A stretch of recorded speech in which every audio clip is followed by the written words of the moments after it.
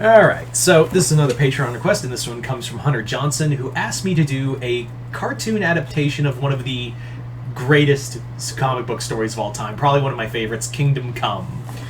But as always, if you guys would like to have Patreon requests done, just hit the link below, head on over to my Patreon. You guys can start sending me requests for videos to do here on YouTube. But anyway, let's get started with this video. However, before we get started, there were a couple things. Now, when Hunter asked me to do this video, I initially did it 3 times, but nothing was really working because of the cast, and I was like, it's a little difficult. This cast is a little difficult to work with. The cast of characters he asked me to use were a little difficult to kind of work them into the universe, or at least the roles they were going to play. So I had to do some changing, just quick change to make it a little more workable. All the characters he wanted me to have are still in here, but for this to work, there had to be some changes here and there. Anyway, so let's get started with this story.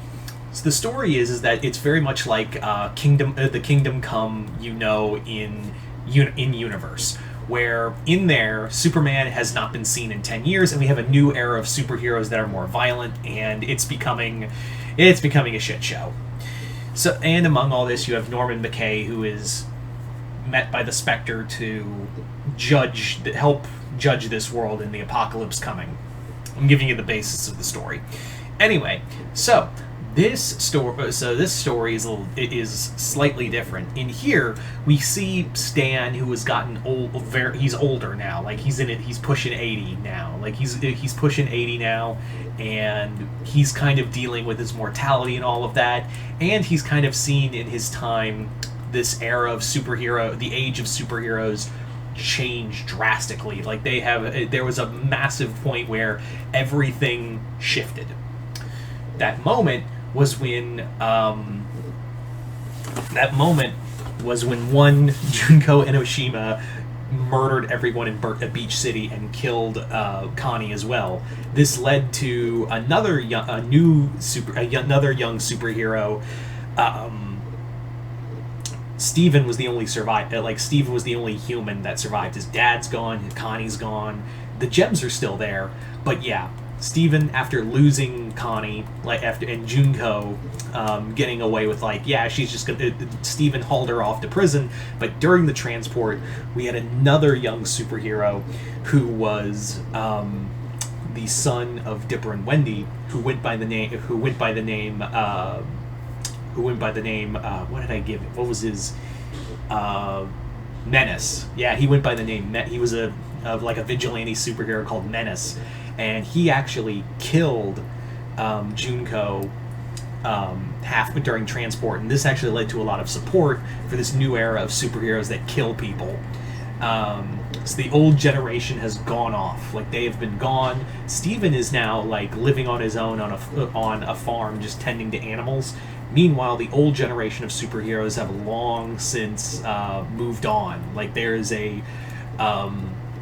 There is a massive shift from them in this new era of more violent superheroes. So let's talk about some of the characters and where they are these days. Starting off with Kim. Kim is our Batman in this story. In here, Kim Possible, shortly after the changing of the guard, one day, literally, all of her villains just ganged up on her, killed Ron and her entire family, and she fought to the last breath until, her body was so broken, and now she's just she's our Batman of the story. Where in here, she's now has an exosuit that keeps her alive, and now has turned her hometown into a police state. We also have Jenny, who is our Wonder Woman, who she's been upgrading herself throughout the years and has been more or less she's been kind of out of it, she's stayed out of it, but she has been upgrading her body every so often because she's just kind of waiting for the day that the old superheroes would come back. You also have who else did I have out here? You had the crap, I forgot. You had Randy. Randy is now Randy is basically now the police commissioner of of Norrisville. He's now the police commissioner of Norrisville, and he was known as the Last Ninja.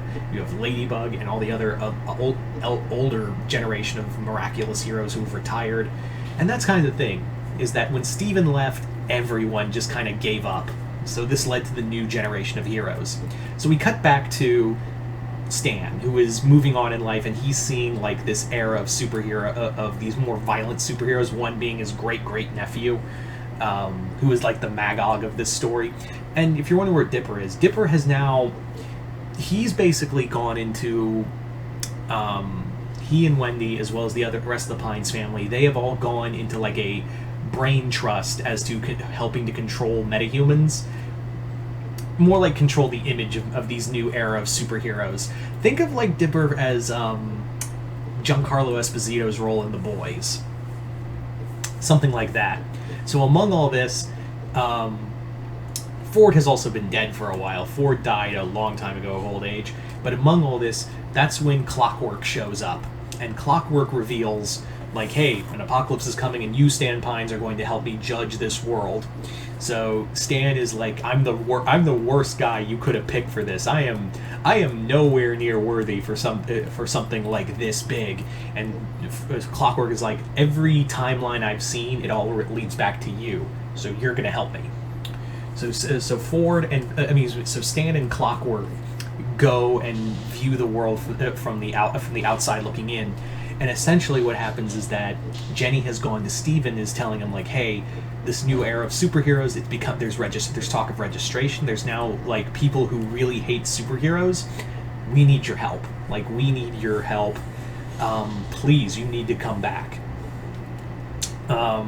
So Steven is like, takes it under consideration, and it isn't until another attack on Beach City that he comes out of retirement, leading to all the other the other older generation of superheroes to come back. You have Anne, you have Sasha, you have Marcy, who also join. You have a lot of other like superheroes that come out of retirement. Among them, like being like Star, who went back to Muni. She became like a warrior. She was more like, since she never had the throne, she was kind of like a wandering warrior, kind of like a Thor, where she was just traveling the realms of magic and just fighting monsters and whatnot. But when Steven came back, she was like, oh, we're getting the band back together. That's awesome. And this also leads to some of the other younger superheroes to also join this new era. However, Jenny has kind of had a zero-tolerance policy for all of this. And of course, Kim, on the other hand, Kim has also had this whole thing of, we're too dangerous. Like, I should have seen this ages ago, but we are way too dangerous to be as a united force. There should have never been an era of superheroes. You have done wrong by this.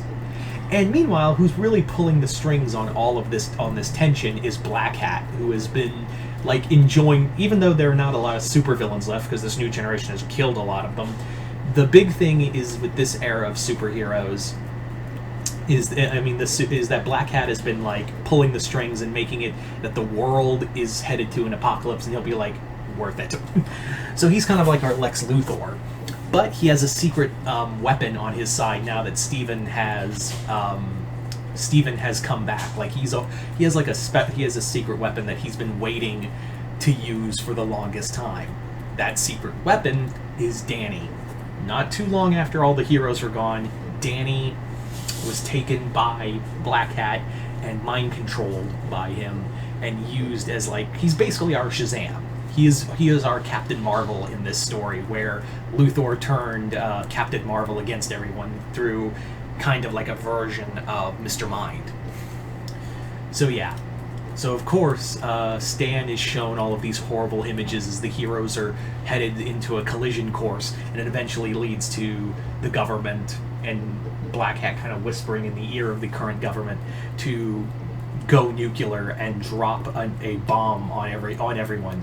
Danny, of course, sacrifices himself to save the world, and what happens is Steven, who thinks they're all gone, goes directly to attack the UN, and Stan in Clockwork's like, all right, well, Steven's made his choice. Thanks, Stan. I'm out. And he's like, oh, fuck, you aren't. You didn't just drag me to watch just a genocide. He needs guiding words.